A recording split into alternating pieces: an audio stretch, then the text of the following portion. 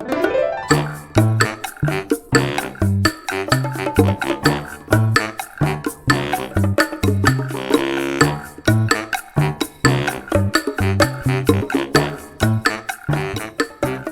everyone, today I'm going to show you how you can embellish any project with this Starburst stitch embellishment. What you need to know is you can do this with any selected yarn that you choose. I happen to be using some of Bernat's Home Deck yarn. This is actually considered a bulky weight 5, so it's a little bit thicker, although I would still, yeah, it's in the 5 category. And I am using, you do need a few base rows to make this stitch work. So you need to have a setup base row of 2 rows. In this case, I am using half double crochet stitches. You could use double crochets, but I find you get a much better effect when you've got the half double crochets. You can get away with single crochets as well because you want something that has a snugger stitch. So you're going to do this using sets of 5 stitches, okay? And because I'm in the midst of a project already, I'm not starting it from scratch. So a lot of times they would say you do this stitch in multiples of 5 plus 2 for turning, which is actually probably the multiple I would use when I would start this. But in this case, I'm in the middle of a project and I've just introduced a new color here. So I've begun with 2 half double crochet stitches to begin. Now to create the Starburst stitch, Starburst spike stitch is what I'm calling it, it's a 2-row repeat. So the first row actually does the first couple of rays of the Starburst, and then the second row does the other half. It is similar to a star stitch for those of you that have ever done the star stitch. So here's how it's going to work. Into the stitch I've just worked, I'm going to go next to it. I'm just working in my short tail here, and I'm going to insert my hook into the next stitch, yarn over, and I'm going to pull through. I'm then going to go into the previous stitch, insert my hook, yarn over, and pull through. Make sure you stretch it up so that it's nice and lax. I will then yarn over and go into the stitch of the row below that one. So we've gone back 1 stitch, and now I'm going to go down a row. So this is into the second row below, and I will pull through. Again, you want to keep this relaxed because you want to keep pulling your yarn up. Then I will yarn over, and now I will go into the 3rd row below. But instead of keeping it straight, I'm going to go 1 over just below the stitch I started with. So I'm going to go into the 3rd row below, and instead of staying in line with these stitches, I'm going to go into 2 stitches over. So the initial stitch that I'm working out of is here. So that would be directly below, and now this is the 3rd row below. So I'm going to insert, yarn over, pull through again, keeping it all nice and relaxed. So you've got lots of loops on your hook right now. So you have 1, 2, 3, 4, 5, 6, 7 loops.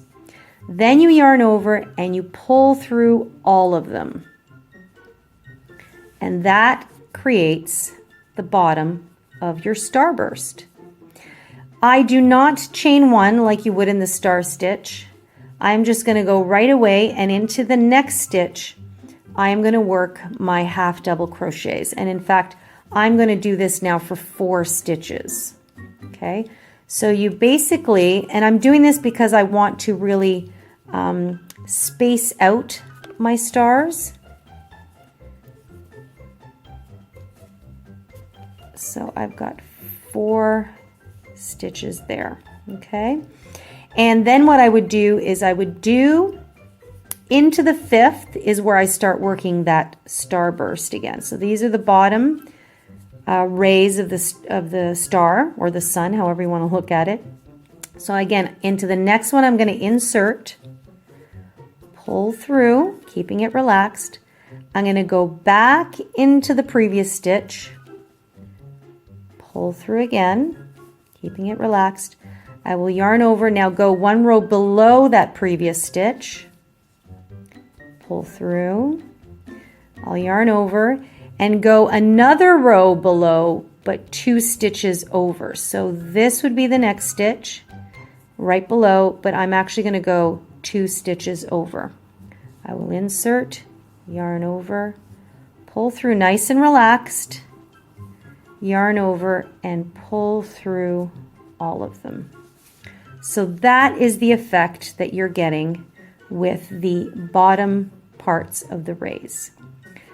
So you can do that for as long as you need. I'm going to go right to I'm going to make a little section here, and then I'm going to come back around and show you the second row of this pattern to create the top part of our starburst. Okay, so this would be how we would finish the stitch.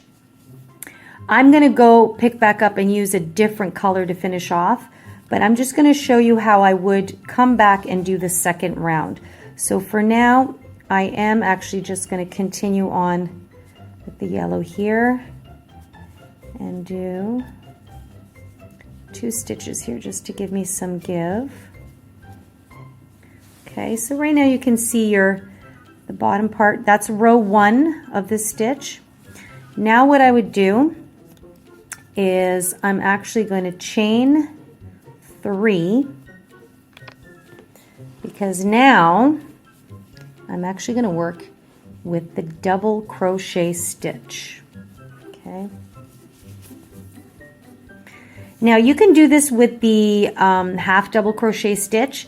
I just was playing around with it and realized that and noticed that the double crochet just gives it a little extra something. So what we're going to do is we've got our chain 3 here. Now this stitch here is where we resolved the spike stitch here, the starburst. Into this space we are going to do 4 double crochets. So you just yarn over and pull through just like you would a usual double crochet. So I have 3 and now I'm going to have 4. Okay, so in this case we are turning our work. So for this project I'm working in the round, but for this particular stitch I am going to turn my work, and you'll see why, because the back of this stitch creates a really cool look for what we're going for. So it's recommended that this be, you can certainly do this in the round, but this is the front part that you're going to get.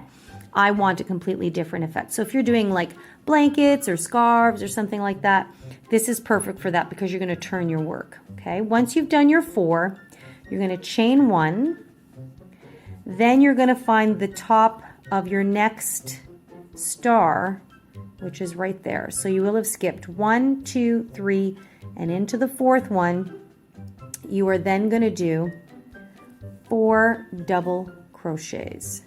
Now remember, here we only had 3 in between. Normally you're going to have 4. Okay, so that's why I'm going to do another one with you, because this is kind of the end of the work and I want to show you guys kind of the actual effect here.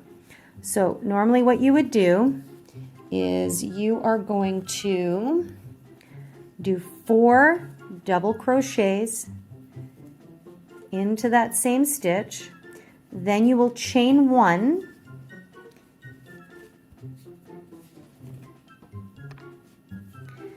and then you will skip 1, 2, 3, 4, and into the 5th one, which is the top of your star there, you're going to do the same thing again. So I will do 4 double crochets.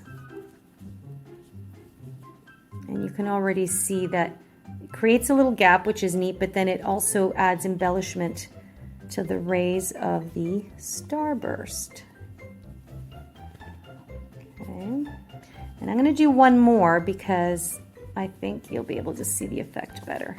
So then we do a chain 1 again. We skip 4, 1, 2, 3, 4, and into the 5th one we do the same thing again, 4 double crochets. And this makes for great add-ons to all kinds of things, hats, bags, scarves, blankets. It's just a really cool stitch. Okay, so I've done a few. So what I'm going to do is I'm going to turn around just so you can see what the effect is here. And that is what the stitch looks like. So see, the back side has a lot more of these ridges to it. And I feel it just kind of adds to that embellishment of the Starburst. So there you go.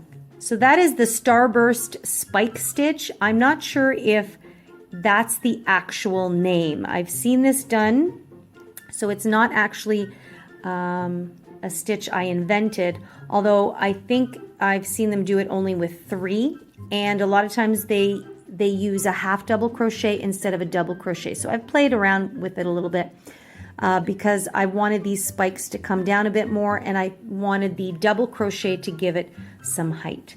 So there you go. I hope you have tons of fun using this to embellish all of your projects. I know I'm having a blast using this for this particular project, which you will see very soon, or maybe you will have already seen at this point. But in any case, if you have any questions, you know you can always leave me a comment or just pop me an email directly at info@crochetcrafty.com, and I'm always happy to help you out. So don't be shy. And in the meantime, don't forget to press that subscribe button so you'll never miss another tutorial or sit in on one of our stitch session conversations. In the meantime, have a great day and happy crocheting.